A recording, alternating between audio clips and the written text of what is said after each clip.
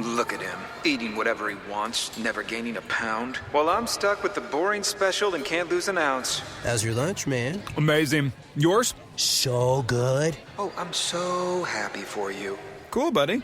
Weight loss isn't fair, but Mochi Health is. The affordable GLP-1 source that can fix your frustration with food. So, same time next week? No! Definitely. And your friends. Learn more at joinmochi.com. Mochi members have access to licensed physicians and nutritionists. Results may vary. With so many options, why choose Arizona State University? For me, the only online option was ASU because of the quality. Their faculty was really involved with their students and care about your personal journey. The dedication to my personal development from my professors, that's been extremely valuable to me. Earn your degree from the nation's most innovative university. Online. That's a degree better. Explore more than 350 plus undergraduate, graduate, and certificate programs at asuonline.asu.edu. Every team, every topic, everywhere. This is Believe.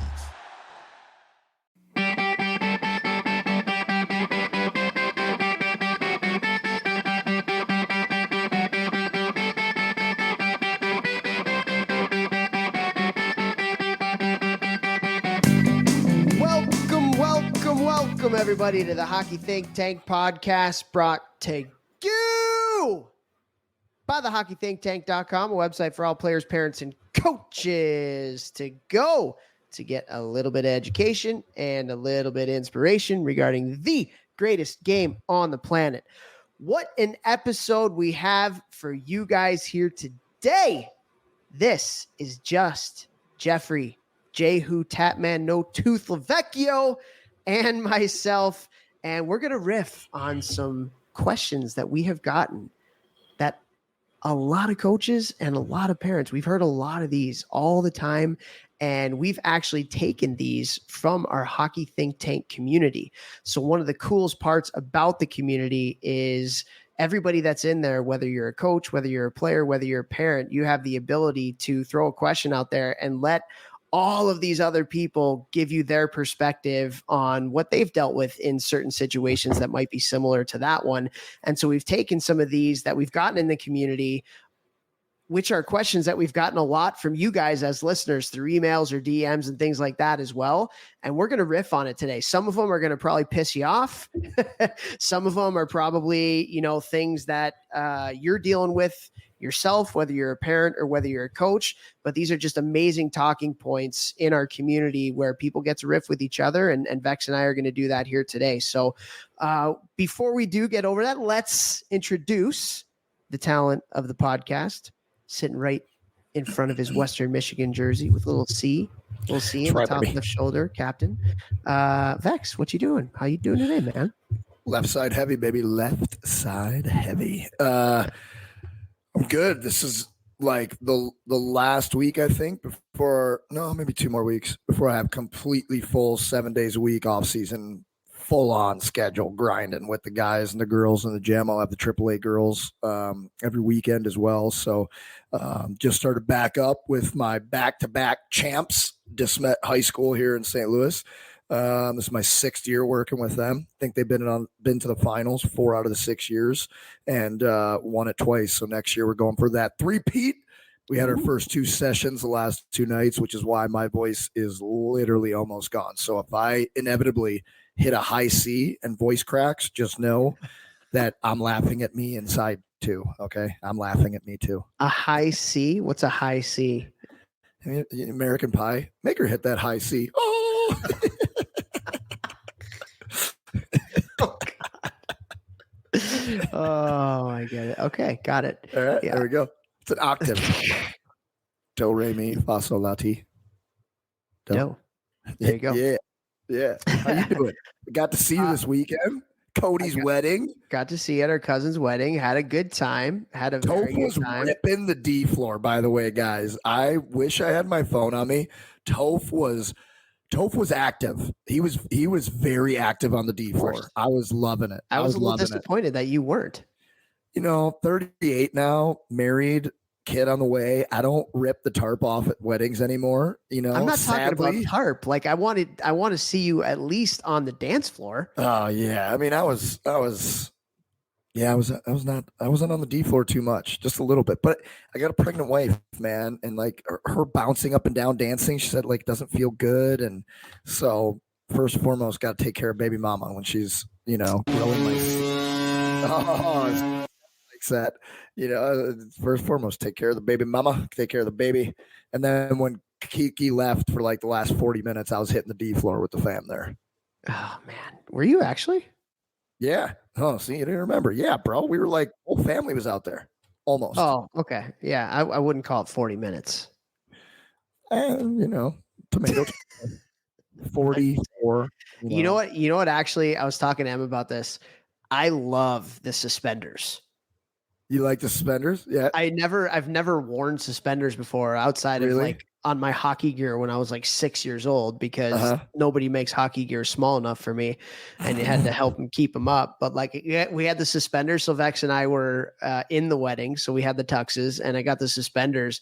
And when you're grooving on the dance floor, man, like it's nice to have those suspenders. You're like, it's a little something to do with your hands. You don't feel as awkward. Yeah, maybe that's what it was. Yeah, they created a problem for me. They were pulling my pants up way too high, and I had like a, I don't even know what you would call it. I had a male frontal wedgie problem going on where there just wasn't enough room down there. It was tough. It's part of my life, but it was tough, right? So the suspenders were fun though. Six suits, by the way, that he got us. They were well nice. Done, Cody. Well done, Cody. Nice. Yeah. Good so congratulations to Cody and Kristen Barra. Woo. And yeah, love those guys. But also love this conversation we're about to have. Riffing. Did you like that transition? Yeah, riffing nice. On some questions in the community that we've heard a lot. And I think this is going to be really impactful. There's a few of these that are going to get your blood boiling, I'm sure.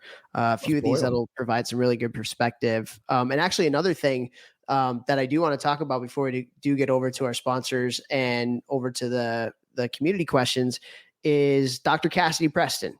So Dr. Cassidy Preston, who is a sports psychologist up in Ontario, who actually is very involved in the community. He does a sports psych Sunday for us every Sunday where he provides some awesome insight on some sports psych stuff that can really help a lot of kids out there. But he is actually doing a mindset first kind of Zoom session where it's 4 different Zooms for about an hour. And so his book is called Mindset First. He was on the podcast, maybe 2 months ago or something like that. And he's always an awesome guest. He's a recurring guest we've had on a couple different times. And he's basically taken his book and made it into 4 Zoom sessions where you as a player can actually interact with him on the different types of topics that he talks about in the book. And so you get a PDF workbook with that. You get 4 Zooms. It's really, really cool. So if you go to mindset.cassidypreston.com, you can sign up for these Zoom sessions, and wanted to make sure we plug that because he's such a value add, man. Like this guy is awesome at what he does. He works with a ton of different hockey players, and this is such a great resource, I think, to be able to, obviously, if you've read the book, it's great, but now you get the chance to actually interact with him on these Zoom calls. So pretty cool stuff. Take advantage. Doc is awesome. He can help you level up. No doubt about it. One of the biggest areas that I see, especially in the younger players today, is their mental side of the game. A lot of players, I don't know, maybe it's just because I'm older and I've been through it and I have a different lens, but like it seems like a lot of younger players are taking it really hard when they aren't successful. And that is normal in the process. That's part of the process that will make you better. It will just help you get through that process more efficiently, more effectively, and quicker if you are working or talking with somebody, learning from, reading their books like Doc, because your brain is a muscle. You got to learn to use it. Absolutely, man. Absolutely. I like that. So with that, go to mindset.cassidypreston.com and you'll be able to find this. And that's one of the cool things about doing the podcast is being able to connect with really, really smart people in the hockey world that can provide a lot of value for our listeners. And this is certainly one that can do that. So again, mindset.cassidypreston.com. We also have some other people to thank. Want to thank our title sponsor, icehockeysystems.com, the best website out there for all your coaching education needs. Vex, I have some collaborative juices going with Ice Hockey Systems right now. And in the near future, there's going to be some major stuff going on. Major stuff going on. Can't really say right now, but just keep that in the back of the old noggin there. It's going to be big. It's going to be a game changer for sure for the hockey world. And so icehockeysystems.com, over thousands of drills, whiteboard explanations from really smart hockey people, the ability to go in, draw your drills up, send them out via PDF form to all your players before practice, your coaches before practice, or even your parents if you want to do that. We have partnered with them to do an associations platform where you can get this for every single coach within your organization. Ability to drop an entire drill library, practice plan library for your coaches. How big of a value add is that, particularly for the coaches that are not full-time, are volunteers that may not have the time to sit down and fully plan practices twice a week, 3 times a week, every week for the entire year. It's just such an unbelievable product to be able to have. So go to icehockeysystems.com today, look up the association's platform, and get this for your org, baby. Vex? Love it. Want to say thank you to Train Heroic. Train Heroic is the amazing app that has allowed me to work with so many athletes and non-athletes all online for extremely affordable prices. The whole reason that I started online training was to deliver quality online training for a cheaper price, because I wanted to work with junior teams who were sending their players to CrossFit, and so many of them were getting injured in the middle of the season. Then that exploded into working with junior teams at all levels, college teams, pro teams, youth organizations, AAA organizations, academies, all across North America and the world. So I cannot thank Train Heroic enough. If you guys have not been to my website, gmbm.com, you can reach out to me if you want me to work with your organization, team, individual, whatever it may be, online. And it's all done through the Train Heroic platform and app, where there's videos of me coaching you, actually coaching you, not just writing out, do this. Actual videos demonstrating and coaching. It's a game changer. So Train Heroic, can't thank them enough. Also want to thank Cure Nutrition. Cure Nutrition is the CBD company I'm with. CBD has been a huge part of my life since the 2017-2018 season. I've been taking CBD twice a day, every single day since then. Not only does it help me recover from my extremely physically demanding life and work, but it also keeps my brain at least somewhat sharp after 14 knocks to the old noggin. So if you want to try anything at Cure Nutrition, you can use my discount GMBM, or reach out to me, please. Ask who, what, why, when, where, all that stuff, because I really, really do believe in the power of plant medicine. So please reach out to me or go to curenutrition.com. Boom. Also want to thank Helios Hockey, an unbelievable product. It is a sensor that you put into your shoulder pad, gives you real-time data, real-time feedback on your play, everything from stride mechanic to a hustle score. And the game changer is it pairs up with whatever video that you're using to be able to cut your shifts, so you can get all of your shifts right away, right after the game, without having to press that old rewind button, record, rewind button, record, fast forward button, record, like we used to have to do way back in the day. Just an absolute game changer. They've changed a few things around in their system. They now have monthly memberships.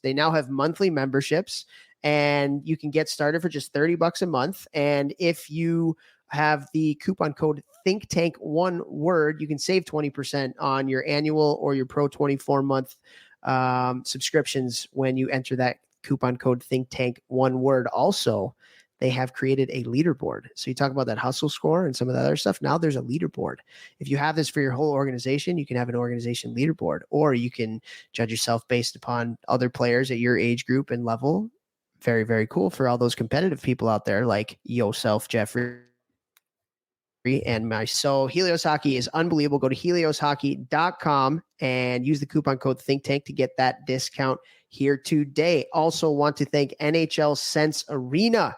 NHL Sense Arena is an unbelievable virtual reality training game that you can use to work on your hockey sense and work on your hockey IQ. Vex, I'm going to give you 1 second to talk about. You have now brought this into your gym, have you not? Well, I have a D1 goalie who just got home and he just started using it actually yesterday. And then I have a guy who finished in the USHL who also is bringing it into the gym, and he uses it right after his session on days they're not skating. They absolutely love it. They absolutely love it. They rave about it. Right now, it's only the goalies using it in my gym, but my goal is to start having the players use it as well. And like these guys, like they want to do it every day. So massive positive reviews from my higher level guys in my gym. Awesome, man. Awesome. So we have obviously partnered up with them to give you guys a little bit of a discount. We are going to put this on the show notes. We're going to put this on the show notes because it's a little bit tough to say now because it's changed a little bit. But the coupon code that we're going to use to get 10% off your annual plan of NHL Sense Arena is tank-72A36D. So we're going to put that in the show notes so you don't have to remember that. So again, this is an unbelievable product. We all know how expensive ice time is, and to be able to, get extra ice to be able to work on things and get a group of players out there to be able to work on your hockey sense, read and react type drills. This is just a great way to do it at home. And it's a lot of fun, virtual reality. Really, really, really cool. So go to hockey.sensearena.com and use that coupon code that will be in the show notes to get 10% off your annual plan. Also, thank you to all of our amazing listeners. We absolutely love you guys. Think you guys are really going to love this episode. If you can, please share us, subscribe, rate us, reviews, send this to anybody and everybody that you can that you think could provide a positive impact for. And that's ultimately at the end of the day what we're all about. We want to provide a positive impact on the hockey world, and we just appreciate all the feedback that you guys give from us. So if you can help to share us and spread the word, we would really, really appreciate it. And Vex, if you are now ready, we can get going with the Borophil. Let's rip. We are this close to crowning the Stanley Cup champion. And with the action heating up on the ice, it's even hotter at DraftKings Sportsbook, an official sports betting partner of the NHL. New to DraftKings? Listen up. New customers can get a no-sweat bet up to $1,500. Just deposit at least $5 and you'll get a bonus bet back equal to your first bet if it doesn't hit. Download the DraftKings Sportsbook app now and use the code THPN.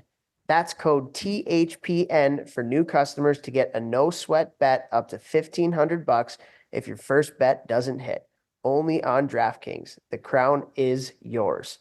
Gambling problem? Call 1-800-GAMBLER, or in West Virginia, visit www.1800gambler.net.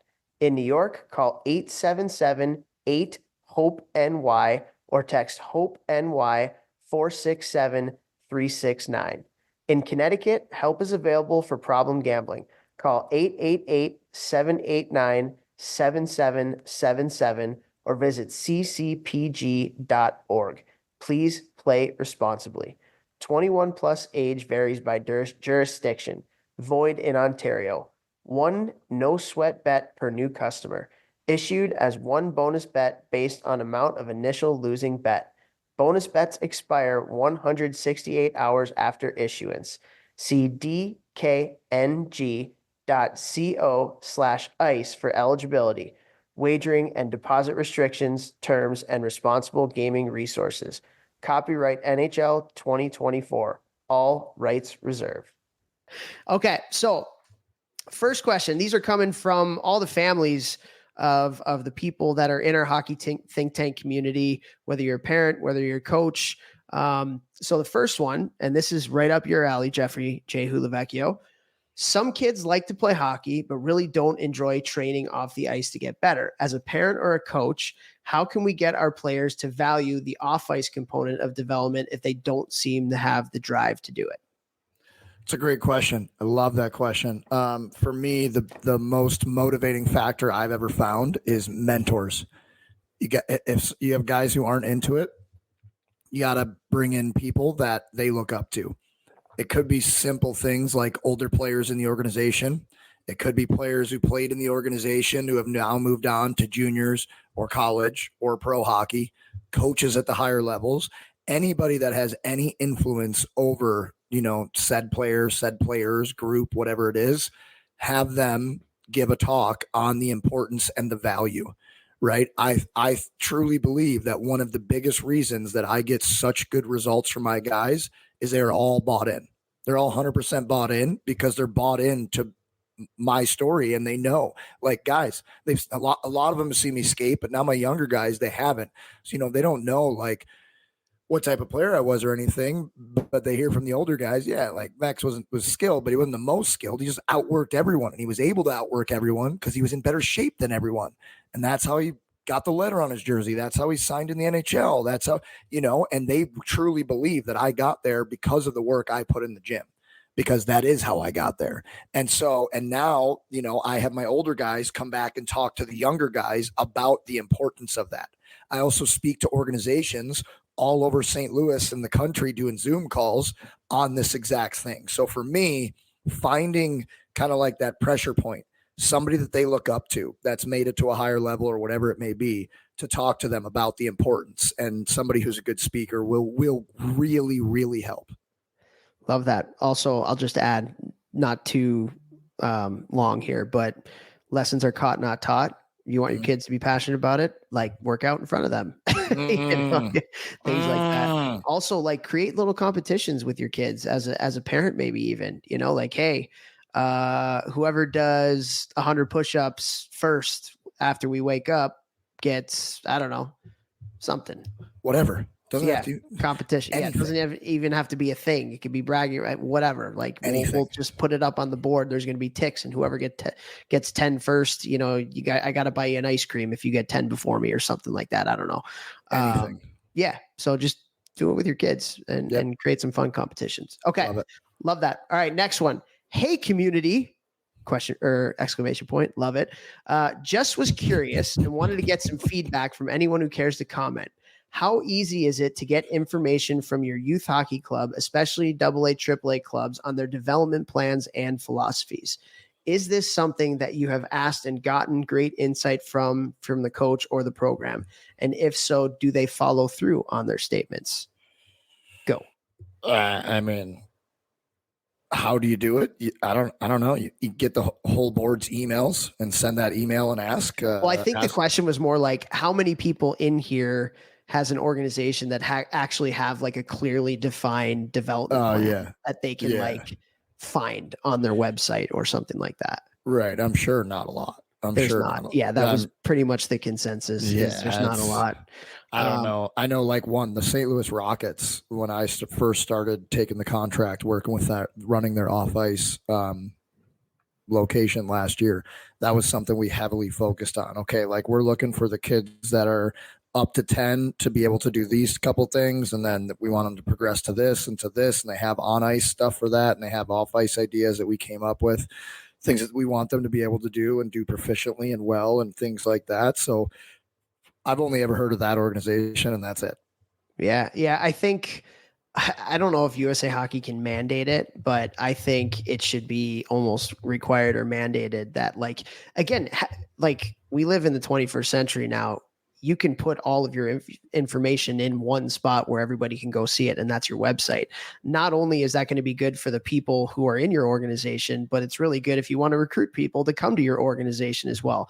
And I feel like the more transparent an organization is upfront on putting all of their information out there, the better that organization is. The more organized they are, the more they're going to follow through on executing a lot of those kinds of things. And like, websites are a great place for that. Put everything out there. Me personally, I think cost should be mandated to be put on the website. I think that's one thing that should be mandated on every club, has to put the cost and like a breakdown of what that cost is on their website. I like that. I don't know if youth clubs want to do that. And then you just said the breakdown. I love that you said the breakdown of the costs. Yeah. Like here's what's allotted for tournaments. Here's what's allotted for equipment. Here's what's allotted for this, that, and the other thing, coaches' fees, blah, blah, blah. Like, be transparent. And so that's why I kind of wanted to ask that question and kind of start a dialogue on that, because we live in an era where you absolutely 100% can be very transparent with the way that you do things. It can all be right up there on the website. Not only is that going to help for retention, for people understanding what the organization about that are there, but it's also going to be great for recruiting. Like, here, I don't have to like do that much diligence or read, like it's all right here. And it looks like they have their crap together. and I know what their development philosophy is. I know if my kid comes in as a 7-year-old, what the progression is from that kid at 7 to when they potentially leave at 18 years old, whatever it is. And so, yeah, man, like just, I think more clubs should be very more upfront, or much more upfront about what they're putting up on their website, and they should number, and it'll tell you if they have a development plan. There should be one at least, or there should be one at least, I should say. And then having it out there for everybody to see, I think is huge. And then the other part too is, because we have so many people on boards and coaches and all that stuff that listen to the podcast, it makes your life easier because you don't got to answer the same emails and the same questions day after day, month after month, year after year. The more information you put out there up front and in your beginning of the year meetings and all of these things will save you way more time on the back end. So just be efficient and do it up front. Aficionado. I don't know what I just said. Sorry. Anyway, okay. Next question. This is from a parent. How do you deal with a lazy coach? Your son or your daughter has a coach that isn't prepared for practices. Practices are just kind of thrown together when they get there. As a parent, when you see that, how do you handle that? Oh, such a tough. I say this every time. What level? Any level. Yeah, but I mean, like a AAA coach who's doing that, I'd be really pissed off about, because I know how much money they're spending. And yes, I would be mad at all levels, but with how much money, time is invested at the highest level, I'm really pissed off about that. I mean, always, I think with any problem, you go to the source first and talk to them and ask them questions, and see what's going on. It is a tough one, though. And I know not a lot of parents are going to find this to be a tough one, because you don't want to rock the boat, because now your kid gets sat and now you're rattled about that, and that shouldn't be a thing. But like, I hear about that stuff happening all the time too. Man, I don't know. What do you say? That's why this community exists, man, to get perspective on some of these hard hitting questions, because it is a tough one. I think one. Yeah, it is. I think the first thing that you can do, hey, any way I can support you.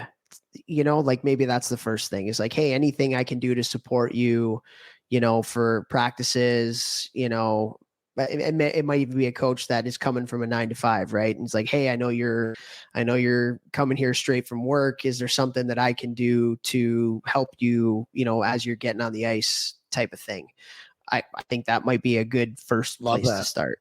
And man, if I don't care what level it is, and it's not even the money aspect. I was going to say, if like I'm paying money for this person to coach my kid, but like you would want this anyway, whether it's free or not. Like, yeah, I would confront that person and I would say, hey, like it kind of doesn't seem like there's any rhyme or reason to anything that happens in practices. Like, and again, is there anything I can do to help? Like I asked you 2 weeks ago, but nothing changed, so getting to a spot, like, again, this is about your kids' development, and not just their development, but their passion for the sport at the end of the day. Like if you have a coach that comes and is lazy or unprepared, then like your kid's not going to love playing hockey coming to the rink. That's our job as coaches. The most important job is that our kids can't wait to get there and they don't want to leave. If you've done nothing else but that, you're a good coach. And so like, yeah, I don't see an issue in, hey, like I kind of noticed, and you have to obviously approach it in the right way. Again, go and ask some questions first, but then like, hey, like, come on, man, I think let's go. As you're saying that, it gave me an idea. Maybe, you say something like, hey, I just wanted to offer my time, and a couple of other parents said that we would all offer our time. We know you're coming from a 9-to-5, or we know you're a busy guy. If you want to have a parent out there to push pucks and get ready for the next drill, if you just want to make a group chat and then send us your practice plan for the day, and then we can just push the puck so you can coach, make your life a lot easier. That's something we can do. Now, if he takes you up on your offer, you're going to have to go out there sometimes and push pucks, but he might not take you up on the offer, and just you saying it in that way is going to be like, hey, where's the practice plan, type of thing. And then if it doesn't get better, then I think that's when you go a little bit harder direct route. Hey, like we need practice plans here or something, Yeah, 100%. 100%. Or hey, want to send the practice plan out to the team group chat so the kids can be prepared for practice? Like there's another way to get into him to be like, hey, do a practice plan. Yeah, I heard something on the Hockey Think Tank podcast. Yeah, There's coaches that do that. That might be a good idea. Right. Okay, here we go. Approach it Ready? that way. Here we go. Hey everyone, looking for some. You're gonna like this one. You're gonna love this one. Okay. Hey everyone, looking for some advice. I'm going to be coaching a U15 box lacrosse team this season. I've never played the sport. This will be my son's third season playing. Everything I know about the sport is just from watching him the last couple seasons, as well as watching the pro team in the NLL. I've coached hockey for the last 6 years, but I played hockey my whole life. Our lacrosse organization is low on volunteers, so I'm trying to do anything I can to help grow the sport in my community. I'm not going to be the head coach, but I would like to bring more to the table than just a glorified door opener. I'm just looking for some advice on how to tackle coaching a sport I've never played. Thank you. So I think this is a great question because we have a lot of people that maybe have never played the game of hockey going the other way. And so what can they do to potentially be ready? I'm assuming they're probably going to be a volunteer for their kids' team and the youth organization. What are some things that you can do as a coach, maybe if you've never played the sport before, that can help you to be a good coach? Mentorship, first and foremost. Find a mentor, find both a coaching mentor and like a hockey knowledge mentor. Hopefully it's the same person. But if it's not, like have mentors who can teach you about the game, the ins and the outs, and then have a coaching mentor who, again, hopefully it's the same person who can teach you about how to coach hockey. What is the, the relationship between coach and player at this level or that level, and what is expected at this level or that level. And, what have you seen work? What have you not seen work? Something like Toph's website, Hockey Think Tank, and his thing he did with Ice Hockey Systems, Parent Survival Guide, like finding information that can just feed your brain as much as you can to figure out ways to learn how you're going to coach it.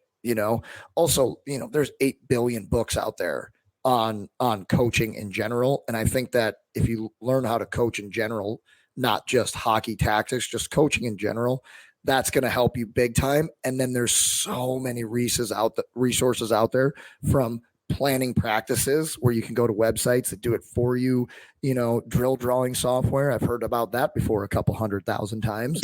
Like there's basically go to icehockeysystems.com. Absolutely. There's so many resources that can help you. And I'm pretty sure you could just type in the old Google machine. And you just got to want to be hungry to like get out there and learn some things, watch other coaches in your org. Watch other coaches that have good reputations and take notes. Free. Love it. I don't have much to add there. Yeah, coaching is coaching. You can go into some of these websites and learn a little bit, but like if you know how to put a practice plan together, that's a huge part of it. And so, I would say use whatever knowledge you have from that other sport from a coaching perspective. Coaching doesn't change very much in terms of the relationships with the players, how you communicate and things like that. And then, having a mentor that can kind of teach you some of the hockey stuff. And I would say go on the ice with other teams, see what some other coaches are doing in the practices, maybe before you or maybe after you, if you can. And just be a sponge when you're at the rink. And you're not going to figure it all out on day one. But at the end of the day, you can progress and get better by being a sponge just when you're at the rink, stealing some drills from some other coaches from a hockey perspective too. Yeah, 100%. Okay. Got a couple hockey specificer questions. Vex, what are power play foundation non-negotiables for you? Like if you're coaching the power play, what are non-negotiables that you talk about with your players? Fundamentals. Net front presence. Knowing everyone's job on a rebound, puck retrieval, dump in. Like, where are you going? Where are your outs? Call them outs. Like you should have like kind of like it's almost like a set play kick out. Like, okay, if the puck goes there off a rebound, this guy's going here, this guy's going there, and you're going to the other side so he can throw it either way without even looking or thinking. We know you're going to be there. So net front presence, where you're going to be on retrievals and rebounds and things like that, loose pucks. I'll go. We'll do 2 each, baby. Okay. Okay. One is never get outworked mentality. Love that. A lot of times when you go into a power play, you exhale a little bit and your intensity might go down because it's a little bit easier, you get a little bit more time and space. And then for me, quick puck movement. Quick puck movement's huge. Love That's that. a huge fundamental. The quicker you can move or move it, I think that is a staple of really good power plays. And so just having that dog on a bone mentality, that doesn't change if you go up a guy. And then quick puck movement along with, I love the net front presence one too. I think, if a goalie's going to see it, they're going to stop it for the most part. Yeah. And then also when you're in front of the net, if there's a rebound, you're close to the back of the net, the back wall. It's like you should try and get there right away. Yeah. Two more, like getting it back up the ice quick if it's iced down. Like if the puck goes down, even if it's kicked out of the zone, like, yeah, obviously you've got to let plays develop and you've got to see the ice and all these things. But like, if you're the net front guy and the puck gets kicked out to the neutral zone, it is a dead sprint until you get out of the blue line so that we can get back into the zone as quickly as we can and set up our PP or attack the net or whatever it is. Don't waste seconds. That would be one. God, I had one more. What was it? Get it. I don't remember. Table. But it was, yeah. We'll come back to it. Yeah. Okay. It'll just pop Ready? into my head randomly. Yeah. Next question. Training on synthetic ice, is it helpful or does it hinder your stride? I honestly don't even know how to answer this one because I never used it. So I have no experience with it. I know guys like Justin Selman from Top Line Hockey, who we've had on the podcast. He has the top of the line. I think it's called Glice. He said like it's so much closer to normal ice now. And he does a ton of his lessons all on Glice. Yeah, I think he might have ice and Glice. I don't even know. But he's top of the line stuff is like really good now. Now, that being said, I've never used it. I have no idea. If you can get access to actual ice, I would always do actual ice over synthetic ice, only because that is what we play the game on. But this is just something I don't have any knowledge in, so I'm not going to pretend like I can give my opinion on this one. Yeah. I know that I hate skating treadmills. I know that for a fact. I tore my ab on a skating treadmill. Yeah, exactly. Me too. Yeah. Like, I think there's some, if you go really slow and really focus on form, they could be okay. But if you're using it as like a workout, then all you're doing is put yourself in a spot to get injured. Yeah. I got surgery because of it. Thank you very much. Literally popped it on the skating treadmill. That was fun. Yeah. Okay, cool. All right, here we go. Ready? How do you, and I should preface this too, like you can ask questions anonymously in our community too. Like that's, I think, a pretty cool feature. So like if you don't want, people to know it was you because it's a question about a coach or something like that. And so this one was anonymous, but how do you politely leave a spring travel team after you realize you were placed with kids that do not know how to skate, a goalie that is 2 years younger, without causing a fuss? We were put in a AA/AAA tournament over the weekend and we were murdered. The team this company put together is rec level B tops. There may be 3 to 4 true travel kids. I honestly don't even want my money back. I just don't want anything else out of it. The expectations that we had and the experience that was delivered were completely different. And so I think this is maybe more of a big picture question where we don't have to like answer this one straight up, but like a lot of parents have to deal with expectations of what was communicated to you, of what to expect about an experience, and then that experience not living up to or even coming close to what was being communicated to you. So how, as a parent, do you handle a situation where you might have been promised certain things or told certain things were going to happen, and then you show up and it's a completely different situation? This is a question that I get a ton and has a lot of discourse in the community over. I have a couple thoughts on it. In this specific situation where they don't want their money back and it's that type of thing, one, I would be thinking about, the only thing I'd be thinking about is it good enough where the player can get some benefits from it, and you're trying to teach the lesson that when you make a commitment, you see it through. If that's not part of it and the money's not part of it, then I would just be like, oh, he's got COVID, he can't come back. Are you using the COVID card now? Yeah, bro. Okay. Everyone used it for 3 years, so I'll use it now. Kids got COVID, can't come back. Whatever. Whatever. We can't get a sitter. It doesn't even matter. Like they lied to you, so I don't think you have any allegiance to them as far as giving them real feedback. If you're just like, we're trying to distance ourselves. Now, I would say I think it's much better to give the feedback and be honest and be like, look, I'm not bringing little Johnny back because, we don't want our money back, but I just want to let you know, like, it was advertised as this, and this is what we're seeing. And, we wouldn't have signed up for that. I'm not trying to be a crazy hockey parent here, but this is not what we signed up for. So we are not going to come back because of that. Thank you for your time.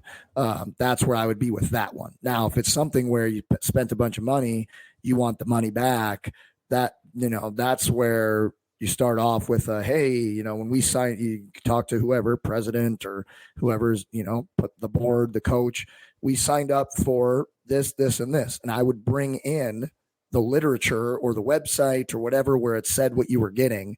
And then you show them, but this is what we've received. These two things are not the same. So are we going to start receiving this, or am I going to get some sort of refund here because we haven't received these 5 things? And we've only received this one. And when you go in there and you can show them their own writing and their own things that they said you're going to get, and then you can show also, we've only gotten this. So are we getting refunded? What's going to happen here? Because I want, this is what I signed. This is what I paid for. And then if it doesn't happen or they give you any lip, social media is a powerful tool now. You don't want to be that parent who's like, going out there and complaining about everybody. But if you get hosed, which there are people out there pulling the wool over unfortunate, unsuspecting hockey parents' eyes. I'm talking about the worst of the worst, not just like an accident. For me, I would go right to social media and just not be like crazy mean, just facts. Here are the facts. This is what we were promised. This is what we've gotten. Yeah, I don't see anything wrong with being honest with the people who sold you a bill of goods and say, hey, like this is the experience that we were promised, and this is what is being delivered, and I don't want to be a part of it. Like, I'm wasting my time and I'm wasting my money. I want a refund. Like, I don't think there's anything wrong with that. Like, again, yeah, like, dude, seriously, like, I look on like social media, like how many times do you see on social media somebody putting a message out there that, hey, we're trying to fill this team for this tournament in the spring? I feel like I see 5 of those a day.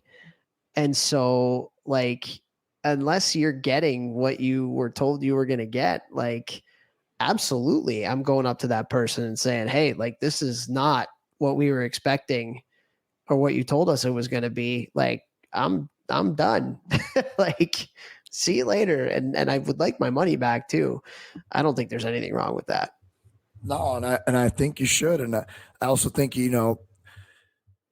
it's tough because people in these organizations, they do deal with some crazy hockey parents. That is 100% something they deal with. There's no doubt.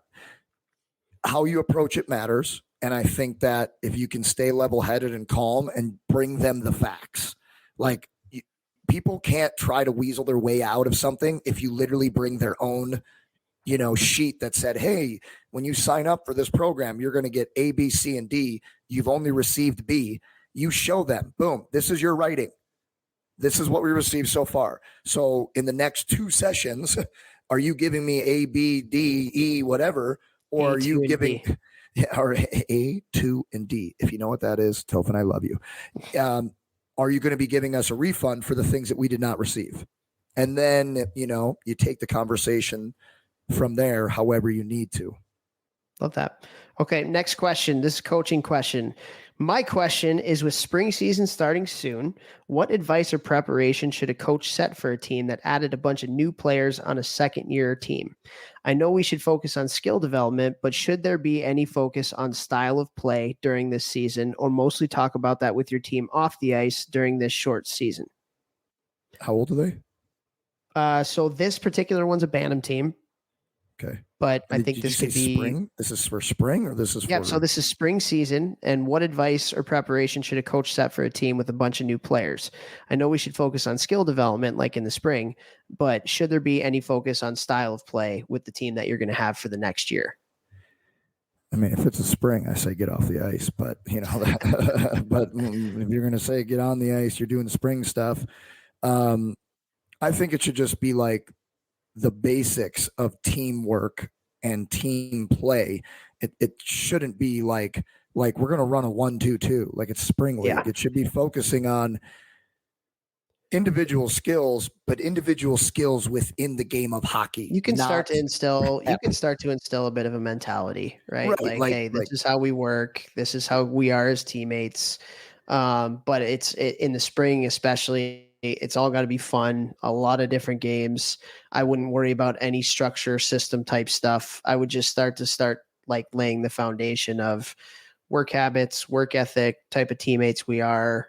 Even little things like, hey, the locker room better be freaking clean. Like when we leave, the pucks better be picked up at the time the Zamboni's coming off the door. We don't shoot pucks when the Zamboni door is open.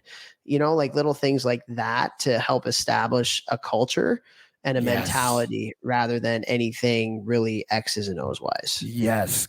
Rewind that, listen to that again. I love that. That will set all your team and your players up for success next year. And I was thinking of it of a way like in a drill, instead, like if you dump the puck in and the D-man is going to get it, and that's how you start a drill, right? And you got a forechecker going.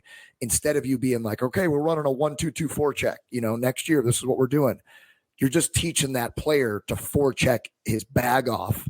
Just hunt. All you got to say is hunt. The gap. Hunt mentality. Close the gap, because what Toph is saying, like that's a culture thing. Like we're going to be doing this all over the ice. So I want you to like get in there on him on the forecheck, be hungry, hunt, never stop churning your legs, because this is how we play in this organization and this will help you and whatever, right? Not like we're running this specific forecheck. It's more of just setting the standards. There you go. All right. Couple more questions here. This is from a parent. What is a good age to start mental performance coaching? What's a good age to start mental performance coaching? I'm guessing that means like asking with like a legitimate coach is what I'm guessing. Yeah, I would assume so. Yeah. Right. So like, because I would say that would be something I will be doing with my little daughter, who will be arriving in September, straight out of the womb. But like in ways that are hidden, like we talk about in games, in fun, just like always positive messaging and coming back to like the core values that I want to instill in her that are going to be her tenets of how to be a good human being and successful in anything she wants to do in life. So for me, those are things that I will be doing at home literally all the time, intentionally, that she won't even know is is happening. When to start mental performance training? I don't think there's any specific age, but like, oh man, that's a tough question, man. I don't know. Like, so here, I'm going to come at it in the same context that you did, and also a different context that you did. Same context is lessons are caught, not taught. We said that earlier in the episode. And so instilling some of those things from the youngest of ages, and I see it now. My oldest is 7 years old, and she does some awesome things that I do around the house. Same with my wife. She also has some terrible habits and things that she does that I know is coming from me. And so like how you live as a human being, it might not be mental performance type stuff, but I don't think the line between like mental performance and then just like mental well-being are that much different. I think they're pretty closely intertwined. And so I think it also depends on the kid too. And so like, maybe it's good to have and it's not even mental performance coach. It's just like, I'm a big proponent and advocate of therapy. and how impactful that can be. Like if you have a kid that needs that, forget mental performance aside, like that's at any age pretty much. Right. Like, so occupational therapy, like real therapy, like whatever it is. And so, but like as far as like the mental performance type stuff, I wouldn't do that until mid to late teenage years. I would say like 13, but the other thing is like, I'm not a mental performance coach, but I know a lot about it. I had to learn a lot about it. And I use that stuff in my gym with my guys every single day. I think pretty much every coach that they have that's a good coach is using this stuff and teaching that, or I hope is teaching them this stuff. But like Toph said, you as the parent, when you live in a way that is exemplary and you're leading by example, all of your culture lessons and your core beliefs and how you live, all of those lessons are going to be caught. They're going to be caught by your young player. Like there's no doubt in my mind that I was able to outwork everyone all the time was because of what I saw my dad do every day, being a small business owner and what he had to do to support our family. That guy grinded day, night, weekends, all the time to support our family and have the life that we lived. And there's no doubt in my mind that me seeing him, go to bed at 11 p.m. and wake up at 3 a.m. over and over and over and over and do whatever needed to be done on the road at a tournament. He has to go take a meeting or go to work or whatever it was. There's no doubt in my mind that me just seeing that in the background, not even realizing what I was noticing, that made me want to do the same thing and the things that I love doing. You know what I mean? So what Toph said, I think is huge. Best lessons are caught, not taught.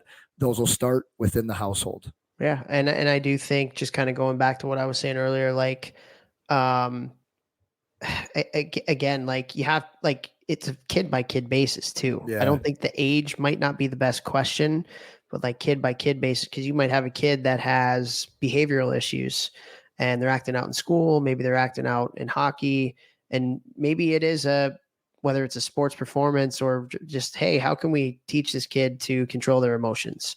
Or how can we teach this kid to, if your kid is down all the time, negative, like, hey, positive affirmations and positive self-talk and things like that. Like those are things that any human can be better at to help their own mental health or their performance. And so I think it depends on the kid, what their issues are. But the last thing I want, why I said maybe like late teens or something like that, is like, for me, mental performance coach seems very like professional, like, and like, we want these kids to be kids, like let them play the game for fun, and I don't know what age that changes. Maybe it's 14, 15, 16. I mean, it always has to be that way, even all the way up through the NHL. But once you start like bringing in people to dissect, talk about your performance, like, I don't know, that might be a little weird for younger kids. You know what I mean? It might just be too much pressure. And also, yeah, exactly. And also, like, I think a lot of it also depends on who the sports performance person is, and being able to relate to kids at specific ages.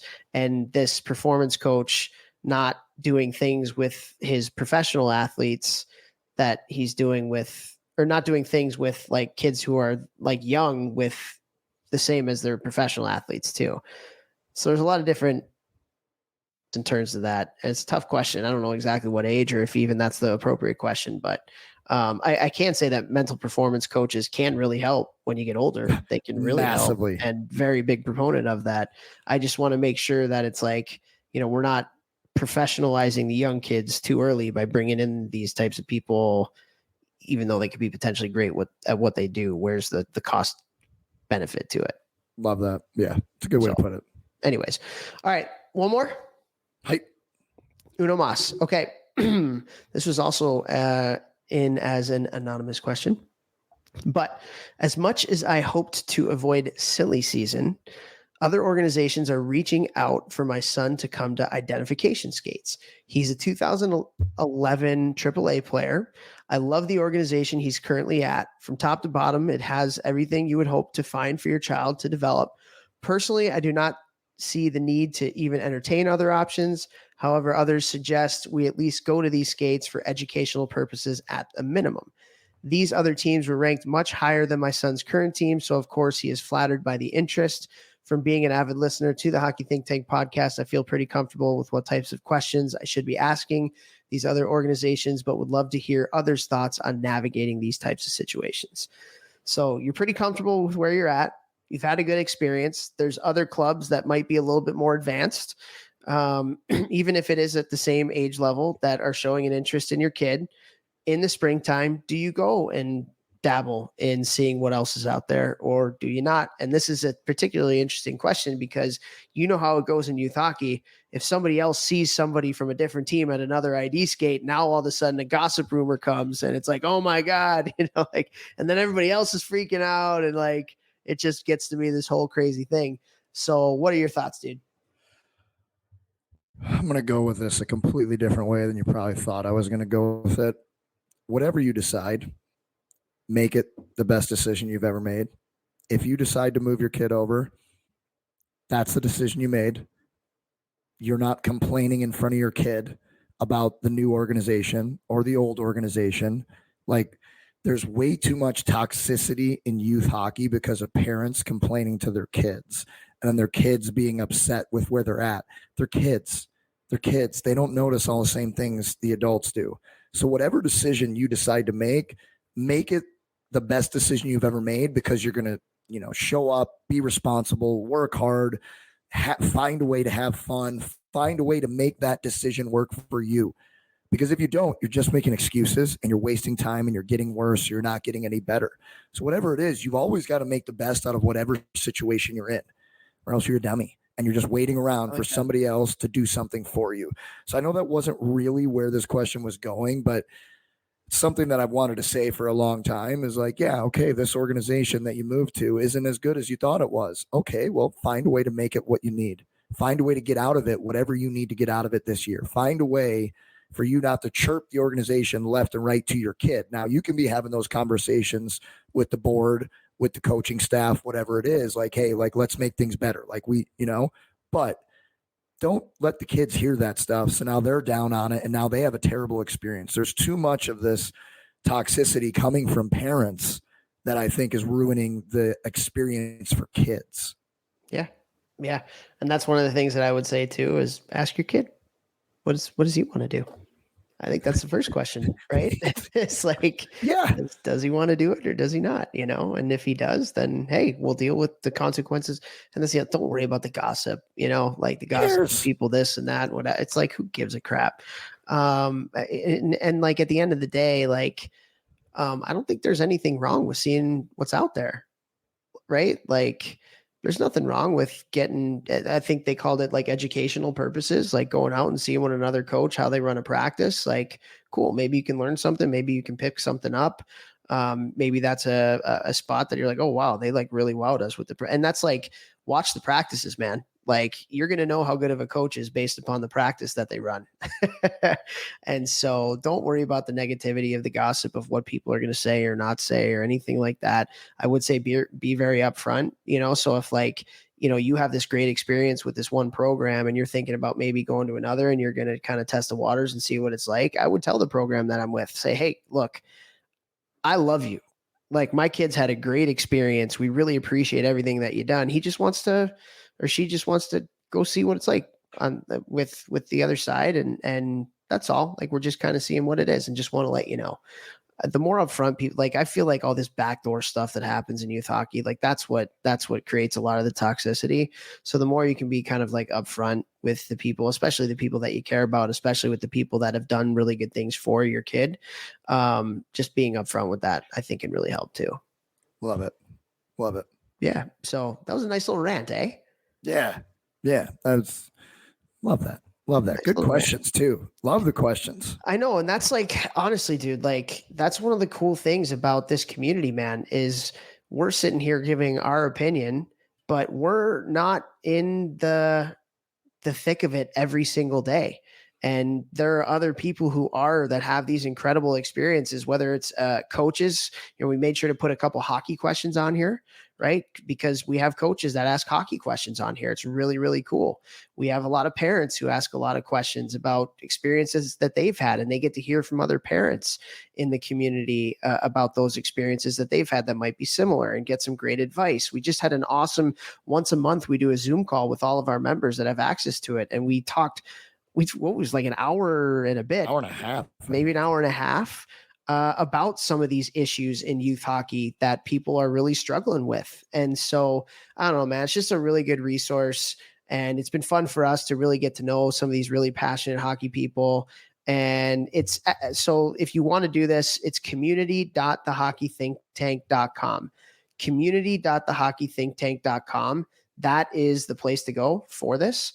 And we've had a lot of fun with it, man. Like every day there's a new prompt that comes out that ignites some sort of a discussion between people, or it's just some perspective from Vex and I on different things. And yeah, it's been a lot of fun. It's been a lot of fun, and thought, because we get so many of these types of questions from all of you guys via email and through DMs and faxes. I know Vex has a fax machine in his little lair there in the basement.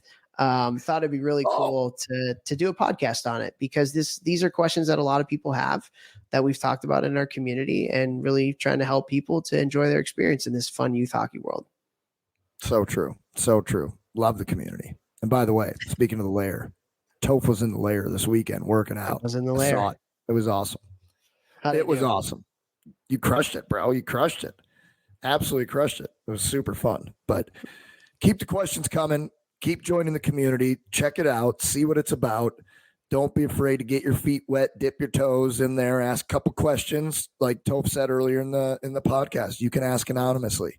You can ask completely anonymously. You can change names. No one will know your true identity. Not even us. All right. And we can all help each other in this crazy hockey world. Most of the time people do use their real, right. But if you want names. to, if you want to be anonymous.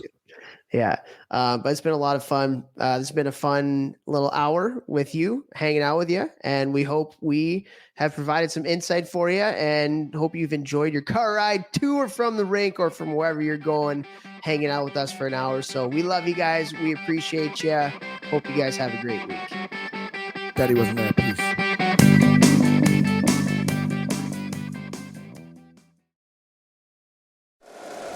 If you like the show, please take a moment to rate, review, and subscribe. It really does help the show to grow. Thank you for listening.